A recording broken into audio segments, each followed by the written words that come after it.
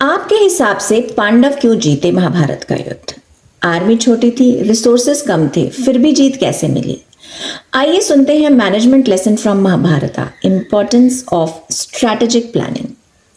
और इस स्ट्रैटेजी की रचना करने वाले कोई और नहीं थे, हमारे भगवान श्री कृष्ण।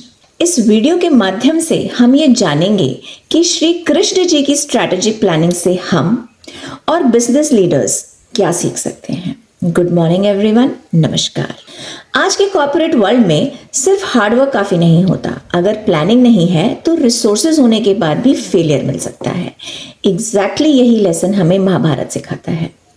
कुरुक्षेत्र युद्ध में कौरवों के पास 11 अक्षौहिणी सेना थी, जबकि पांडवों के पास सिर्फ 7। सिंपल वर्ड्स में बोले तो कौरवों के पास ज्यादा मैन पावर थी, ज्यादा रिसोर्सेज थे और कुछ महारथी योद्धा भी थे, भीष्म, द्रोणाचार्य और कर्ण जैसे। अगर सिर्फ नंबर्स देखे जाएं तो पांडवों का जीतना ऑलमोस्ट नामुमकिन था, इम्पॉसिबल। लेकिन कृष्ण नंबर से नहीं, स्ट्रैटेजिकली सोचते थे। उन्होंने पहले ही अपने ओपोनेंट्स की स्ट्रेंथ और वीकनेस को समझ लिया था।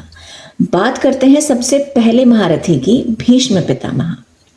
भीष्म को हराना ऑलमोस्ट इम्पॉसिबल था। कृष्ण को पता था कि भीष्म शिखंडी के सामने हथियार नहीं उठाएंगे, तो उन्होंने अर्जुन को यह एडवाइस दी कि शिखंडी को फ्रंट में ही रखो। यह स्ट्रैटेजी सक्सेसफुल हुई और भीष्म बैटलफील्ड से बाहर हो गए। इससे हमें यह लेसन मिलता है कि हर प्रॉब्लम का सल्यूशन सिर्फ पावर नहीं होती, कभी कभी राइट स्ट्रैटेजी ही गेम चेंजर होती।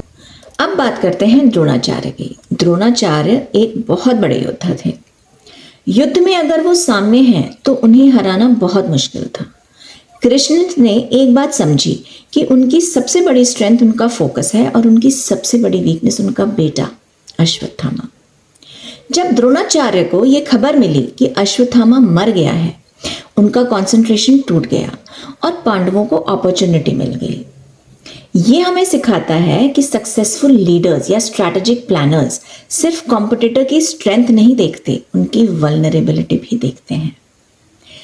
अब सोचिए, आज की कंपनीज भी एक बैटलफील्ड में ही compete कर रही हैं। Competition, changing technology, customer expectations और मार्केट अनसर्टेनिटी। अगर कंपनी बिना प्लानिंग के मार्केट में प्रोडक्ट लॉन्च कर दे तो चांसेस हैं कि वो फेल हो जाए। सक्सेसफुल कंपनीज पहले रिसर्च करती हैं, कस्टमर की नीड्स को समझती हैं, कॉम्पिटिटर को एनालाइज करती हैं और बैकअप प्लान भी रेडी रखती हैं। तो आज हमें महाभारत से 3 मैनेजमेंट लेसन्स मिले। Think before you act. Her decision लेने से पहले प्लानिंग करो। रिएक्शन से ज्यादा इंपॉर्टेंट है प्रिपरेशन। दूसरा, रिस्क असेसमेंट। हर प्रोजेक्ट में रिस्क होता है। एक स्मार्ट मैनेजर वो है जो प्रॉब्लम्स आने से पहले उनके सॉल्यूशंस रेडी रखता है। तीसरा, यूज रिसोर्सेज स्मार्टली। सक्सेस सिर्फ ज्यादा रिसोर्सेज से नहीं आती, सक्सेस तब आती है जब आप अवेलेबल रिसोर्सेज का मैक्सिमम यूटिलाइजेशन करें और इफेक्टिवली। महाभारत हमें एक सिंपल लेकिन पावरफुल मैसेज देती है। जीत हमेशा उसकी नहीं होती जिसके पास सबसे ज्यादा रिसोर्सेज होते हैं। जीत हमेशा उसकी होती है जिसके पास एक अच्छी स्ट्रैटेजी होती है, एक अच्छी प्लानिंग होती है। इसलिए चाहे आप एक स्टूडेंट हों या एक एंटरप्रेन्योर हों या एक मैनेजर, हमेशा याद रखें, आपको मेहनत करनी है, you need to work hard, लेकिन उससे भी ज्यादा इंपॉर्टेंट है स्मार्ट प्लानिंग। पढ़ने के लिए एक स्मार्ट स्ट्रैटेजी, क्योंकि स्ट्रैटेजी के बिना एग्जीक्यूशन सिर्फ मेहनत है और स्ट्रैटेजी के साथ वही मेहनत सक्सेस बन जाती है। अगर आपको ये वीडियो पसंद आई हो तो चैनल को जरूर सब्सक्राइब करें, ऐसे ही इंटरेस्टिंग और मोटिवेशन वीडियोस के लिए।